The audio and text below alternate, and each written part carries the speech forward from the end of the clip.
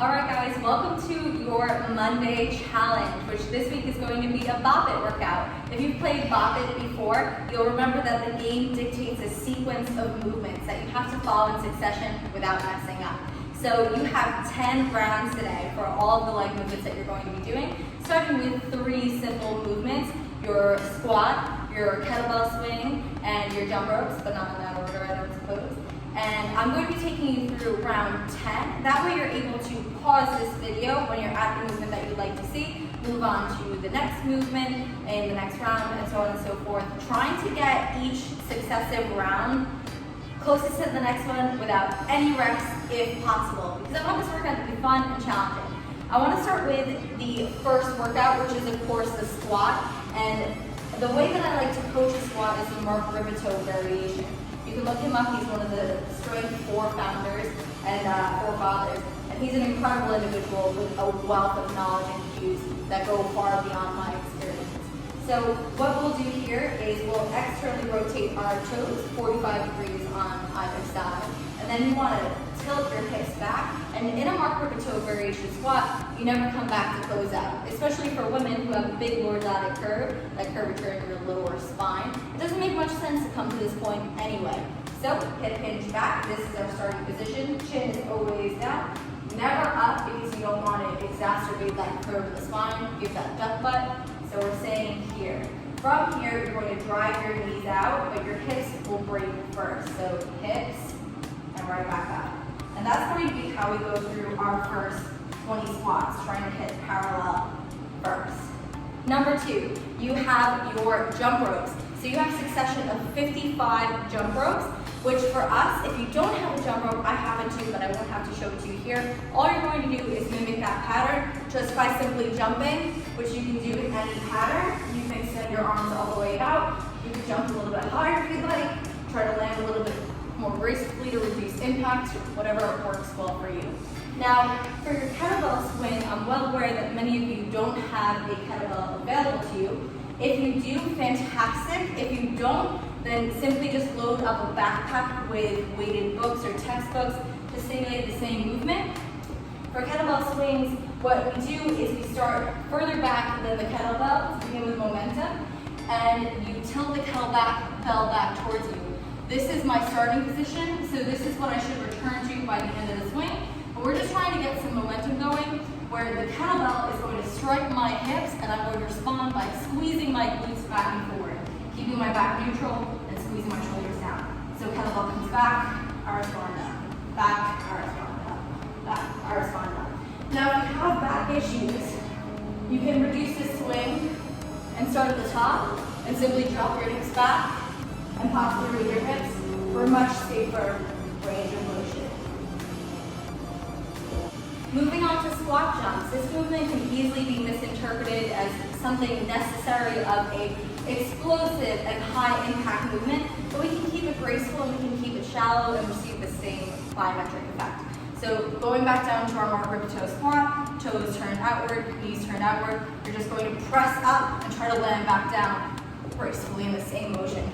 If that's too high impact for you, totally fine. You can simply come up on your toes and back down, and you'll still get some of the same hit aspect without any of the damage to your knees and hips. Glute bridges, you should know by now, are some of my favorite to program. So beginning just on the ground, keeping it nice and easy, all we'll do here is close out our lower backs by tucking our pelvis back towards our chin. I like to keep my toes out and then distance them further apart from where I first landed, and externally rotate my toes even further, maintaining that lower back close out.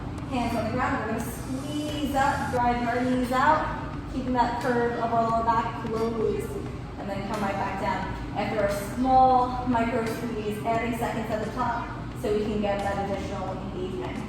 From there, what we'll do is we'll transition into our lateral leg raise, which you can do on the ground as well. So from standing, I like to cross the leg over so I can feel engagement all the way up the side of my leg and lift up laterally, keeping my stabilizing leg down flat on the ground. And you'll be able to feel that support move both in your stabilizing leg and that stretch move up into your piriformis and gluteus medius. Really fun one. Step up with a high knee is a necessary unilateral movement for working on all aspects of stability and challenging your body. So you can do this with 2 steps on a staircase, a box, a couch, whatever you have available to you. Whatever foot you begin with will be the side that you complete your 5 through, and then you move on to the other side for the next 5. So 1 foot plants, and then you step up into a high knee, down lightly, I crossed over there so my balance isn't great. Other foot comes down, and right back up. And down, and back up. Moving on to another unilateral exercise, the single leg Romanian deadlift, which activates your posterior chain. You're going to be working on moving your chest down as your back leg comes up. So I actually find this exercise to be the most challenging without weight. If you like to add weight, whether you're holding a backpack or an actual dumbbell or a gallon of water, which we'll be using a lot this week, use whatever works best for you. So I will drift my hand down the length of my leg for balance, but simply teetering my chest down, bringing my leg up, and then slowly returning to the start position. You're going to think about, if you ever had one, that wooden bird toy that used to dip its beak in the water glass as its tail came up, just trying to keep that balanced spectrum. The heel lifts as a chest. Sumo squats are great because you have so much quad engagement here.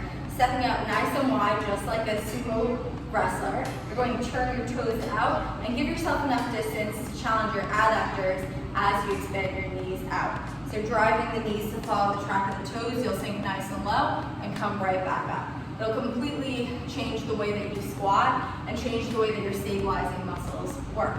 After sumo squats, you're going to be moving into pulse squats, which we're going to use following that same mark over toe variation. Stepping in, toes turn out, hips drop back.